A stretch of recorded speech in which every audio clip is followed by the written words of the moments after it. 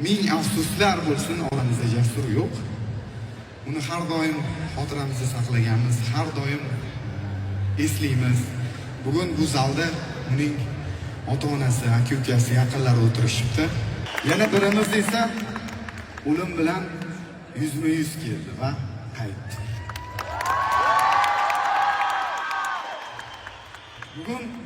Bugun bu sahnada nafaqat ikki kishi turibmiz, balki biz bilan birga xotiralar turibdi. Yo'qotgan insonlarimiz xotirasi turibdi. Bundan tashqari eng asosiysi sizlar turibsizlar. Hayot bizni sanoga tashladi. Kim do'st, kim dushman ajratmadi.